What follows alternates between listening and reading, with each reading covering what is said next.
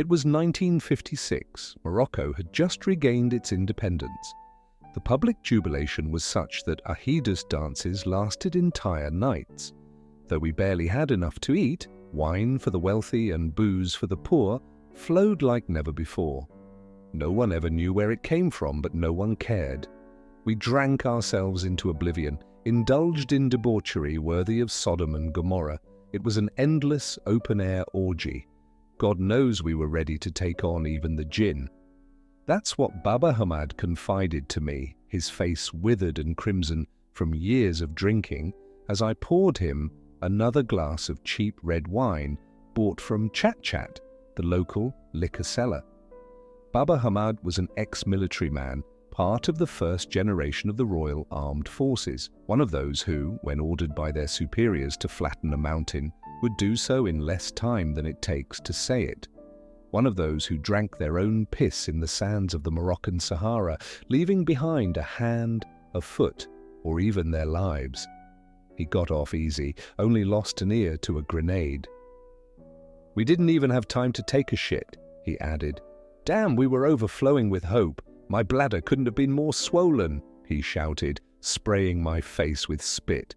"And to think we believed we were building a different Morocco," he sighed in defeat, downing his glass in one go.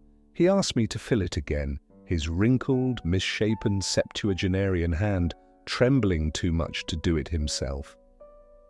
He took deep drags from his cigarette, and when a rough cough seized him, his flushed face contorted into something ugly.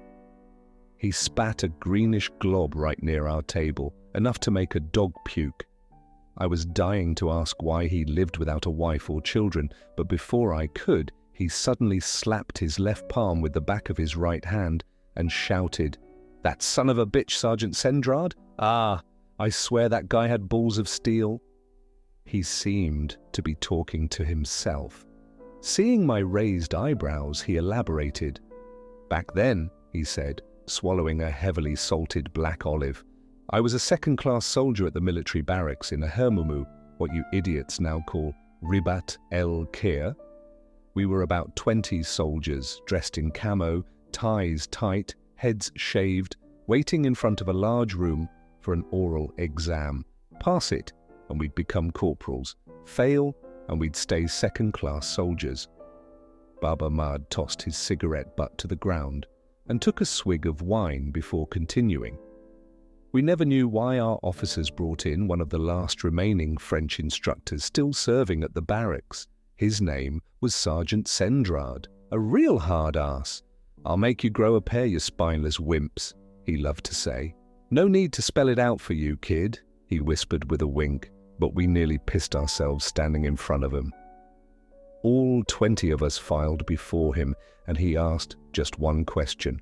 How long does it take for a rifle to cool down? Some said a minute, others half an hour, some an hour, but every single one of us got it wrong. No one had the right answer. "Damn Sergeant Sendrad!" he suddenly yelled, his face lighting up, not with anger, but something almost like respect. He fell silent for a long moment, lost in thought, then suddenly turned to me. "So, genius, what do you think the right answer is?" I, who usually had an answer for everything, found myself at a loss for words. Seeing me cornered like a cat by a German shepherd, he gave me the answer with the smug triumph of an old bastard. When we insisted that Sendrad give us the answer, he put on his green beret, lit a Gauloise, and spat out, "A certain time." Seeing our confusion, he repeated, "The answer to the question, how long does it take for a rifle to cool down, is a certain time, you bunch of morons. Now get lost." And after that, we never saw him again. He told me with a hint of nostalgia in his voice. His blood-red face suddenly turned pale and grim, like a ram's testicle,